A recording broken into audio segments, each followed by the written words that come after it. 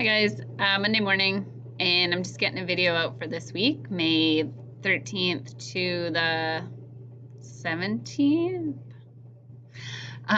So I just wanted to go over some info about midterms, Unit 3, Unit 4, end of course, etc. Just a bunch of stuff. And also let you know some important things that are coming up Thursday and Friday this week. Okay, so let me turn this camera around. Okay, here's our course. So let's check the calendar.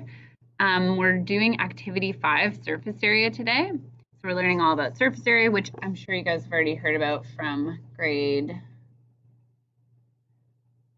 7 and 8. And then Tuesday, we're gonna work on activity 4-5, and there's an assignment, a practice one, and one that you're gonna hand in. So that way I'm just able to see how you're doing in the unit and give you some feedback. On Wednesday, we're working on activity 6, which I think is like the algebra measurement combo stuff. And then May 17th, I have to change this to the 21st actually. So May 17th, on Friday, well, and the 16th. So Thursday, Friday, we're doing all the optimization content, which I have to say is probably the least important part of this unit. I'm not saying it's not important, but it doesn't, honestly, I don't even know if you see it again until if you take calculus and then you do optimization again. So there's not, like, don't freak out about this section. And then next week on the Tuesday, it's a long weekend, so on the Tuesday, your final assignment is due in measurement. Okay, and then we're gonna move on to geometry. All right, so let me tell you about the important stuff from Unit 3 that I just noticed that a lot of people are missing. So if you check your feedback in the Dropbox, I don't know why I'm going through this, mine's gonna look different, but Unit 3 final assignment, if you check your feedback, some people got perfect, some people got one wrong, some people did really poorly on this assignment because they were missing stuff. So if you're one of those people that were like, oh my gosh, my mark is horrible because I was missing things, that's okay. Maybe you just didn't fully read the assignment. So I hope you're watching this because I didn't get a chance to like email every person individually. I will try to do that though. Okay, so Unit 3. Let's just check out the final assignment and read it together.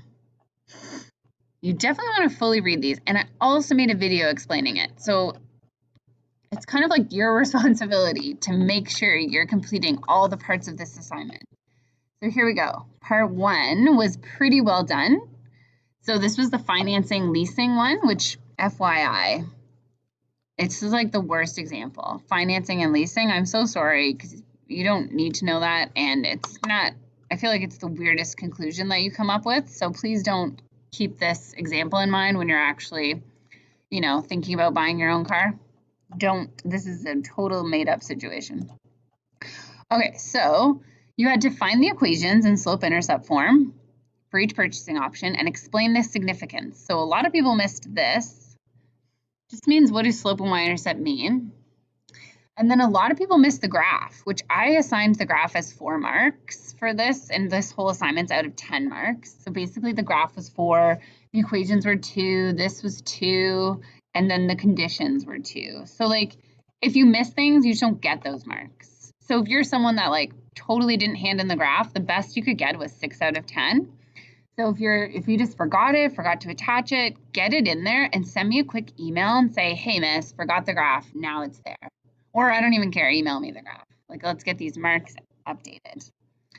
Okay, and then some people just completely missed assignment 2. And that, so you just gotta make sure you scroll down the whole page. So assignment 2 was also a requirement, and you needed to submit it to the same Dropbox.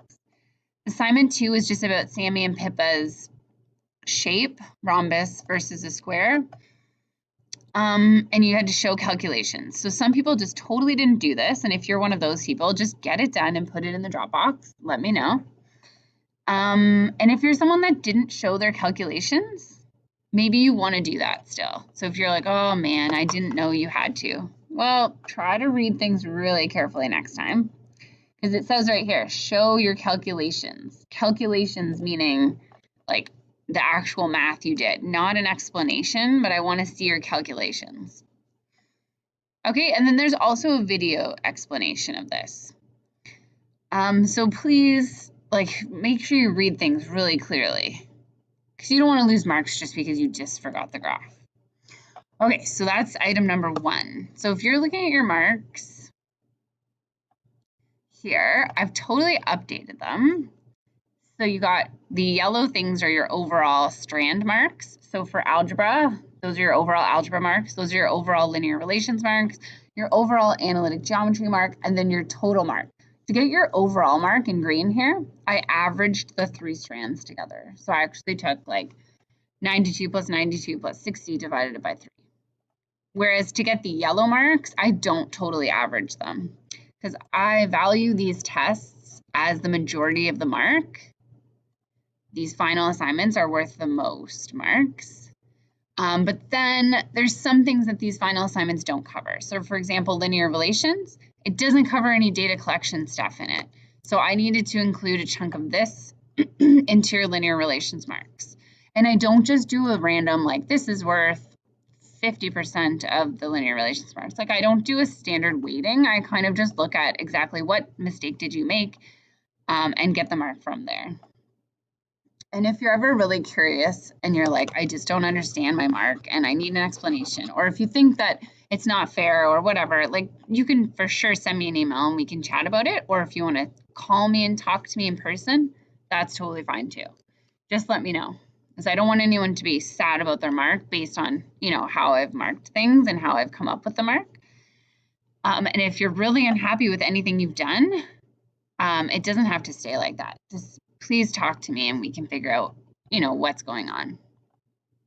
I would say the majority of the bad marks in this class are just from not doing anything. Like there's a lot of zeros here, so you're not going to get a good mark if you don't complete assignments. And then if I haven't updated a mark, because it's hard to, you know, go back and check in like, oh, this person had a 65 in making conclusions. Maybe it's because they missed a graph and then they added it to the Dropbox, but I don't know that you did that. So please, like, you know, be very, what do you call that? Like self-advocacy? I don't know. Check out your mark and fight for it. You know, if you got this 65 and you're like, what? Go in, see what you got, and like, let me know if there's something you're not happy with. I'm going to try to do that too, but you know, like, I don't know. Just in case I miss something. Okay. So that's that. So I was up to date, but then I saw some people kind of handed extra final assignments in. So I'll be marking it. I mark every day, but I just, sometimes if you hand things in late, it takes me a bit longer to mark them. Okay, so Unit 4, measurement. So you're working your way through, and today you're on surface area. And you're just completing that. And when you get to tomorrow and the next day, we're getting to activity 4-5. So this is the thing you have to hand into the Dropbox. And there's 5 surface area questions that you're doing. Or surface area and volume, sorry. So they could be involving either one of those. And then you can submit them to the Dropbox and I'll give you some feedback on those. Okay. Perfect. Okay, so then the other thing I wanted to tell you guys about was this week. I'm going to say this a billion more times. So today's May 13th. I am only in school this week on the 13th and 14th. The 15th, I'm at a track meet all day, so I'm still going to check my email and do things at home. But I'm just letting you know that, yeah, this day, yeah, not great. And then also, I'm actually away on the 16th and 17th.